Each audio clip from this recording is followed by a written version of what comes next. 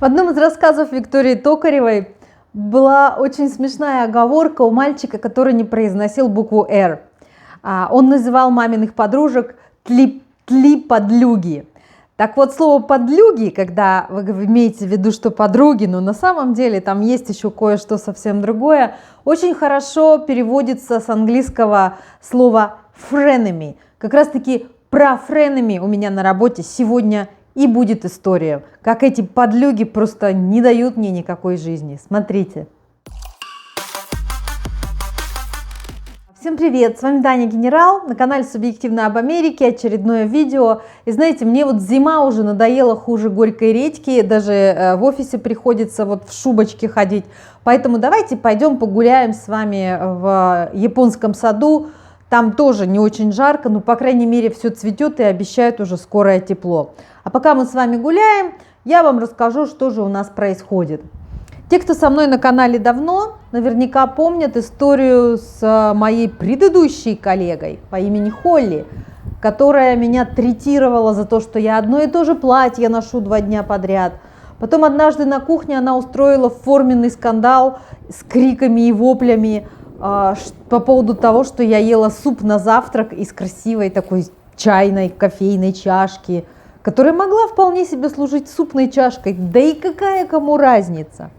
Со временем все у нас устаканилось, со временем, во-первых, мы почти год работали в одном офисе с ней, потом мы все стали работать удаленно, и всем все стало вообще все равно.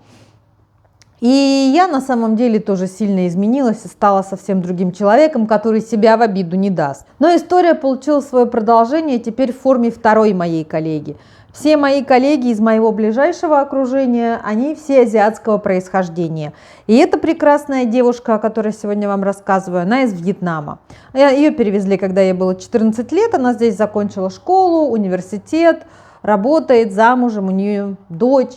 И когда я только пришла в компанию, она своего рода была моим ментором, очень много мне помогала. И мы очень близко общались вплоть до каких-то семейных деталей и подробностей. Потом она переехала в Даллас и стала работать удаленно намного раньше всех нас. Теперь мы все работаем удаленно. И в последнее время я стала замечать такую за ней особенность, что она, не задумываясь, бросает меня под трамвай, как здесь говорят. Или по-русски сказать, просто подставляет. Мы тестируем с ней совершенно разные части приложения, но есть одна зона, где они пересекаются. И иногда процентов 15 времени рабочего мы пересекаемся с ней, и получается, что где-то мы тестируем одно и то же. И она никогда не делает это в приватных сообщениях. Если она видит, что что-то сделано не так, где-то была ошибка, она никогда не напишет мне это в личные сообщения, типа «Хей, посмотри, вот там вот, мне кажется, что-то не так, перепроверь». Она всегда это пишет в общем чате, на вид, и это всегда выглядит очень претенциозно и намеренно, что она пытается показать на то, что она вот такой тут молодец и удалец, и ткнуть носом в мои ошибки. Я долгое время сомневалась, думая, что, наверное, мне кажется, знаете, мало ли, я девушка очень ранимая, я очень много принимаю на собственный счет, поэтому я такая, думаю, ладно, показалось, показалось. Но тут недавно произошла история, которая подтвердила, что ни черта мне не показалось. А так как у нас в компании происходят перемены, и вот это вот то продаем, то не продаем, то будем, то не будем, мой босс пытается перераспределить ресурсы и нагрузить меня тестированием той части приложения, которой занимается наша прекрасная девушка по имени Апрель. Ее имя другое, оно созвучно с названием месяца, будем звать ее Апрель. И вот наша April занимается своей частью приложения, она большая, она у нас фронт-продюсер, и босс решил, что я должна тоже немножко ее подучить, чтобы, если что, меня бросать на помощь Апрелю. Я сказала, конечно, обязательно, прижала руку к голове, как я обычно это делаю, и тут Май вылезла. И, внимание, это происходило на общем митинге, который мы делаем раз в неделю, все втроем собираемся, общаемся. И она мне говорит: ты знаешь, полгода назад я смотрела твои тест-кейсы вот относительно вот этой части приложения нашей совместной, и у тебя там были некоторые шаги неправильно, и ожидаемый результат был неправильный, и, соответственно, весь тестинг, который ты по ним делала, он типа недействителен. Знаете, у меня на этот момент просто упала челюсть на стол. Во-первых, человек обнаружил это когда-то давно. Во-вторых, он про это помнил, не сказав мне об этом сразу тогда. И в-третьих, он опять объявил об этом вот так перед всей командой, в открытую, в нужный момент, ткнув палочкой в нужное место. Я не понимаю, что ей от меня нужно. У нас нет никакой конкуренции. Я ничье место не занимаю. Она вся такая успешная. Ну, знаете, люди азиатской национальности считаются в Америке самыми прошаренными в плане денег. У нее выплаченный дом, у них 2 хорошие машины, за которые они заплатили кэшем. У нее муж какой-то там архитект в IT, то есть это, знаете, самая высшая степень, он там получает мешками деньги, коробками из-под ксерокса. Она сама достаточно квалифицированный сотрудник, и она чокнутая насчет работы, и я уверена, что у нее позиция на 100 раз выше, и зарплата у нее, ну, наверное, в 2 раза выше, чем моя. То есть я пыталась понять резоны, причины такого ее поведения. Я не нашла никакой конкуренции, я не нашла, в чем ей мне завидовать. И я для себя сделала вывод, что это просто такая форма существования у человека, что она не видит в этом ничего зазорного, она не понимает, что это может кого-то задеть, что это может вызвать недовольство, злость, агрессию и разрушить вот этот вот командный дух. Она просто этого не понимает. Вот сейчас у нее пришло это в голову, она это ляпнула. Так же, как Холька в свое время про суп. И я из этой истории сделала для себя вывод, что молчать я, конечно, больше не буду. Ждать, что кто-то меня защитит, как я рассказывала вам в истории с Холли, конечно же, глупо, никто меня защищать не будет. И главное, что она это делает так хитренько, что здесь, в общем-то, и не скажешь. Она же печется за общее дело, она же старается, чтобы все тест-кейсы были написаны правильно, чтобы не было никаких ошибок во время тестирования. Но то, как она это делает, и я для себя поняла, что я уже совсем не тот человек, который когда-то трясся и боялся на подгибающихся ножках. Только не увольте меня, только не скажите, что я делаю что-то плохо. Сейчас мне ничего не стоит просто встать и сказать. Ну, сами понимаете, не то, что ничего не стоит, все-таки тогда я промолчала. Я окаменела тогда, я заледенела, я просто обалдела, я не знала даже как на это ответить, потому что это была настолько явная подстава, что я потеряла дар речи. Но потом, конечно же, я проработала все это с множеством разных консультантов, с людьми, которые здесь уже давно работают, с теми, кто ведет бизнес, с теми, кто известен как хорошие манипуляторы и переговорщики. И они мне дали простую формулу, то, что здесь называется non-violent communication. То есть не агрессивное взаимодействие, не агрессивное общение, безопасное общение, общение, которое приведет нас с вами к желаемому результату. Формула примерно простая. Вы говорите, когда ты делаешь А, и тут очень важно констатировать факты без эмоциональной окраски, я чувствую Б. Не мог бы ты перестать это делать, иначе я С.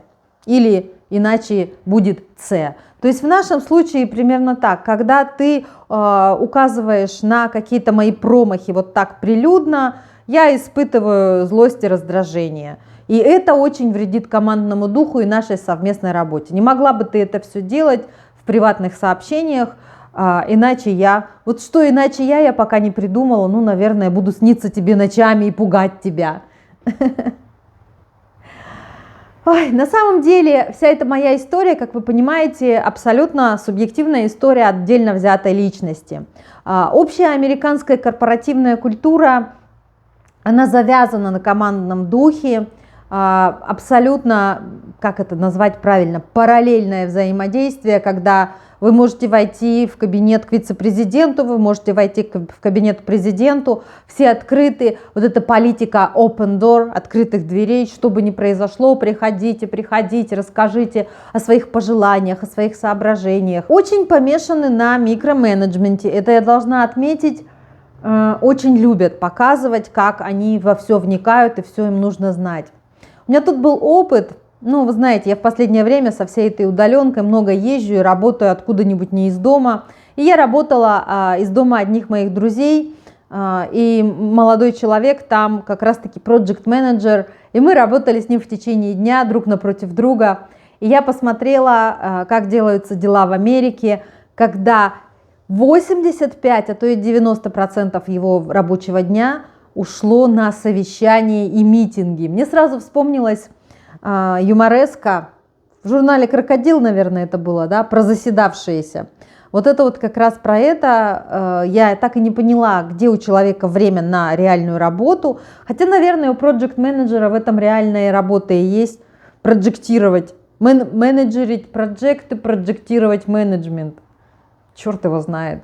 Но очень много времени уходит на вот такие вот встречи. На этих встречах ставится повестка дня, обсуждаются запросы, делаются выводы, пишутся последствия, выводы из этого совещания, потом это все всем рассылается, все должны написать свой фидбэк. Ну, короче, полный трындец. По поводу корпоративной культуры, построения команды. Я про это много видела фильмов и читала книг, но не видела ни одного человека живого. И у нас этого нет. Там, где люди там собираются после работы, куда-то вместе ходят. Никто тут никуда не собирается, никуда не ходит. После того, как наша компания окончательно перешла на работу удаленно, один из человеков нашей компании прям инициировал встречи раз в месяц по пятницам на ланч. Я, к сожалению, я их все время пропускаю, потому что меня все время куда-то черти носят. Я не в городе в это время. И больше всего, конечно, мне не нравится то, что, так как у нас здесь в Техасе мексиканская кухня очень популярная и считается, что универсальная и нравится всем, ходят они в мексиканские рестораны. Я мексиканскую еду не люблю, за этот ланч мы должны платить, естественно, сами. И поэтому я такая думаю, зачем я пойду куда-то есть то, что я не люблю? Ну и по большому счету такого уж тесного контакта у меня с командой нет, с остальными сотрудниками нашей компании. Вот так и задумаешься, может быть, это я странная, а не мои коллеги азиатские. Вот такая у меня сегодня вам история. Я сильно-сильно расстроилась, когда все это произошло. Я психовала, я злилась, мне заняло это несколько дней, чтобы прийти в себя и быть способной коммуницировать с этой прекрасной девушкой Апрель снова, потому что мы по работе с ней пересекаемся сейчас. И меня не перестает поражать, конечно, этот уровень лицемерия. Но опять же, я сама себя поправляю. Лицемерие было бы, если бы за ее поведением были какие-то скрытые мотивы. Допустим, подсидеть меня, получить мою позицию. Ну куда там, моя позиция на 8 пунктов ниже ее. Зачем ей моя позиция? И поэтому я понимаю, что это вот эта такая детская наивность, непонимание вообще каких-то социальных правил, взаимодействия между людьми, что это кого-то может задеть, полное наплевательство на то, что как-то кто-то это может воспринять. В этом есть свое право, она на это имеет право, так же, как я имею право на защиту своих собственных границ, что я и буду делать теперь, отныне и присно и во веки веков. Знаете, как человек, у которого английский не родной язык, в разговорах-то я тоже тщательно слежу за каждым словом, которое говорю, но иногда тоже попадаю в разные истории. Как помните, совсем свежая история, как я на свидании ляпнула не то, что хотела сказать. Тем не менее, мои все сообщения отличаются такой официальностью, формальностью, да здрасте, да пожалуйста, да точки, да запятые. А местные что делают вообще? Направо и налево вот эта современная мода и американская мода, все при все сокращать и использовать аббревиатуры. И я несколько из них вот так вот узнала, и мне приходилось гуглить. Ну, всем вам знакомое там Oh my God, OMG, LOL, Laughing Out Loud. Распространенная очень среди девелоперов у нас BRB, Be Right Back. Также, ну, что время терять, писать thank you. Можно написать просто TU. Ну, почему нет? Часто, когда объявляют, что мы собираемся на какое-нибудь мероприятие, пишут bring your SSO, Significant Other. Это говорится о ком-то, кто вам близок, не обязательно муж или жена. Это может быть партнер, любовник, товарищ по работе. Talk to you later это тоже используется очень часто, когда вы закончили разговор и вам вот так вот пишут. Ой, I don't know, это самое любимое, когда задаешь вопрос, а человеку просто лень даже вообще обращать на это внимание, он тебе пишет A-I-D-K. Вот еще смешное. Got to go. Должен бежать. Gotta go, gotta go. Let me know, LMK тоже используется часто в официальной переписке, вплоть до того, что от HR совсем недавно я получила такое сообщение. Ну, on my way тоже распространенное, типа, сейчас приду, уже иду, сейчас буду здесь. Ну и последнее, вообще вижу его даже в комментариях в нашей bug-tracking system, в системе, в которой мы вносим все ошибки. JK, JK, JK. Ну как так можно? Вот такие вот они неформальные. А вот еще в комментариях задали такой вопрос. Предоставляет ли работодатель оборудование для работы из дома, оплачивает ли интернет и даже оплачивает ли обеды вам из дома? Вот что я хочу вам рассказать. Наш работодатель предоставляет лэптоп как основное средство работы. Мониторы забрала я сама. Многие из моих коллег имеют дома полноценный устроенный офис, иногда даже лучше, чем рабочие мониторы, поэтому они их даже не брали. Мой босс, например, такой. Пришел опять ассистент. Ассистент у нас вездесущий. Это офис, между прочим. В офисе кошкам гулять запрещено.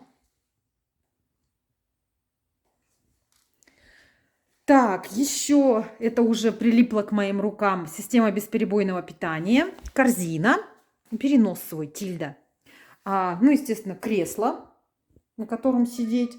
Собственно говоря, и все. Что касается дополнительных расходов, интернет, по-моему, по умолчанию предполагается, что в каждом доме есть интернет. Больше ничего нам не оплачивают, ничего не предоставляют. Предоставляет доступ к VPN, и, пожалуй, все. А в остальном, по-моему, за работу из дома мы сами должны доплачивать, потому что это ж такой кайф. Тут к тебе кошечка придет, сядет на стульчик и скажет: что делаешь? Тильда, скажи привет. Скажи привет. Не хочет.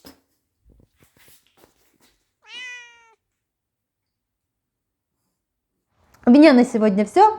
Видео про работу есть в отдельном плейлисте, можно посмотреть, если вас интересует. Там бесконечное количество историй, и даже одна история про то, как я ходила на свидание с коллегой по работе, и чем это все очень плохо кончилось. Жду вас в комментариях, рассказывайте о ваших историях. Главное, мне интересно, как вы справляетесь для того, чтобы не свести все к разговорам о ваших чувствах, о ваших эмоциях, потому что никому не нужно, чтобы вы на работу приносили свои бесценные чувства и эмоции, но тем не менее, чтобы не дать себя в обиду, при этом не прослыть скандалисткой, при этом быть профессионалом и при этом чувствовать себя хорошо.